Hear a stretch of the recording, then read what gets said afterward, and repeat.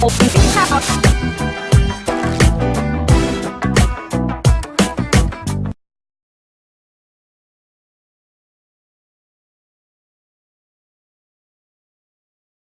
is a fact that Nigerian passport, like any other African or West African passport, need visa for every normal country. I say normal country because a country that has a good system of government, good economy, good everything. I know that no country is perfect, but there are some countries that are normal, and you know what I mean when I say normal. So unfortunately, Nigerian passport, the ECOWAS passport, need visas for all these countries. And to get a visa is not that easy.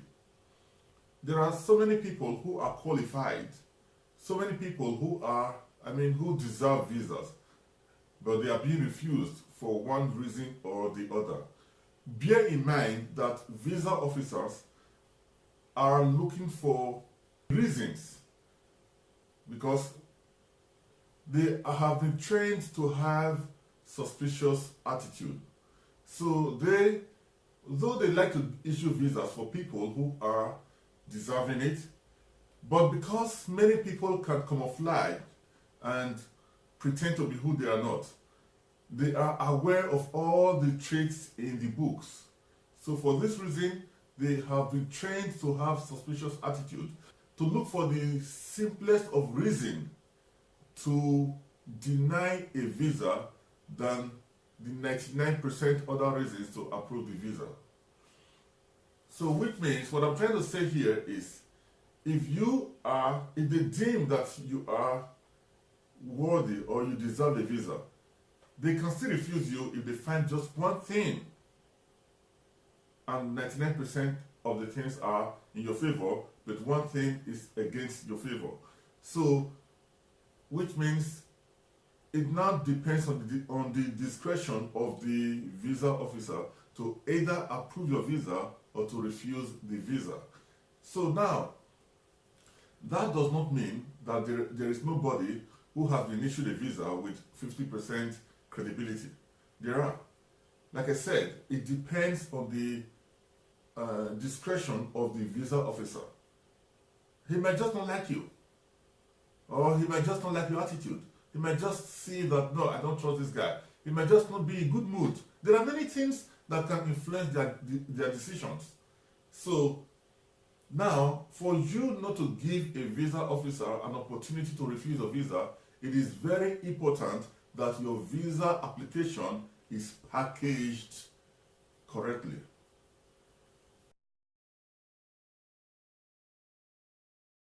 Now, a lot of people make the mistake of depositing lump sum of money into their account in order to impress the visa officer that they are worthy of the travel.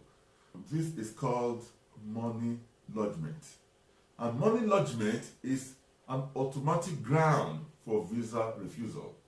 If you lodge money into your account to present it in your bank statement, believe me, you have just automatically refused yourself a visa.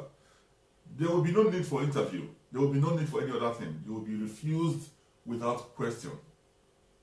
The acceptable bank statement must reveal 6 months transaction details, and it must have enough balance to sustain you during your trip, to cover up your expenditures, everything you will need to do there.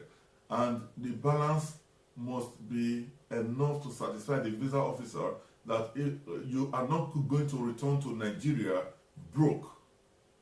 They expect you to travel abroad, enjoy your trip, or do whatever you want to do there legally, and then return back to Nigeria without becoming a beggar because due to your trip to Europe or the West. Such bank account must be current, which means you can always take money from it or add money to it. You cannot use a savings account which has a fixed deposit. the money that is not available for your use. So the bank account that you can use is the kind of bank account which gives you right to the funds.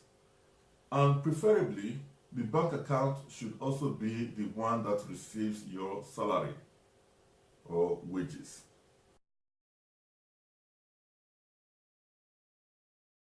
Another important thing to put in mind when you are applying for a visa is your ability to satisfy the visa officer that you have some ties to return to in Nigeria. Because if you are traveling abroad and you don't have something to return to in Nigeria, your application may be refused. And some of the ties that are okay, that are considered the perfect ties are: one, job. You must have a job that pays you reasonable salary or wages. And you must be explicitly able to say what position you hold at this job. Number two, family ties. We understand that there are some people who would apply for visas to travel abroad, and then when they travel abroad, they would begin to fight for their family members to come and join them. So when I'm talking about family ties, I mean a person who has family members with obligations. Take for example, a person who is a teacher manages to get a visa. Before he will get a visa, the visa officer will investigate it by interview or otherwise. The visa officer would like to find out whether this person has something to return to or to return for. And one of the things is family members. If that teacher happens to have a wife who is a petty trader, this teacher, there is a chance that he will travel abroad and might not want to return and might fight to bring the spouse to join him. But if this teacher has a wife who is maybe, let me say, a medical doctor, a lawyer, an engineer, not just by name, but with employment. So, and they know that the spouse cannot leave her job. So this is a tie. It means this teacher who travels abroad will definitely come back to the family members. Now, we know that some people want to present properties. They want to present documents of lands and of houses. We know that these are properties. But yet, these are not ties. You know why? Because they do not require your managerial obligation, which means you can manage these properties abroad or just put somebody to do them. If you want to present properties, you should be presenting properties that requires your managerial duties, not just properties that can be left in isolation. So property, having a house or having a big land is not a tie. There are several other ties, but I don't want to waste my time on ties. If you want to know something more about ties, you can leave a comment and I will do my best to reply you. Unless you are able to follow these guidelines that I have given so far, your visa application would be refused, no matter how much you have in your account. These are the rules.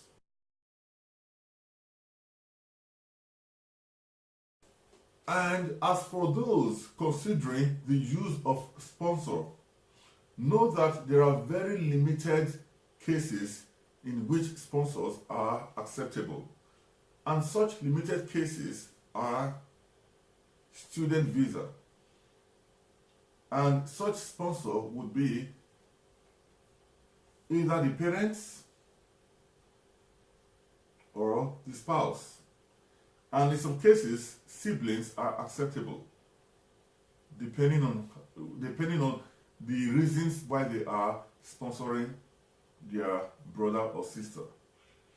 So these are the only people who can sponsor a person to travel abroad. You cannot sponsor a person to travel abroad claiming that you are an uncle, or you cannot expect a person to sponsor you abroad claiming that he is your uncle. An uncle, an aunt, a cousin, or any other family friend or whatever you want to call them, they are not bona fide sponsors. And if you use any of these as sponsors, no matter how much the person provides, the visa application would be refused. They would be refused because your sponsor would not be able to prove the reason why he or she is sponsoring you to travel abroad, and what he or she will stand to gain from your travel abroad. And you cannot also be sponsored if you are traveling abroad for pleasure, for leisure. If you are traveling as a tourist, you cannot be sponsored except it is a gratitude to you by your company, by whatever, because the person, whoever it is that is sponsoring you, will have to prove to the visa officer why he or she is your sponsor and what he or she stands to gain by sponsoring you. This is the big hurdle. Stay tuned for more videos on travel issue. Subscribe for more videos so you will be alerted the next time I present a lesson on travel matters. Thank you for watching.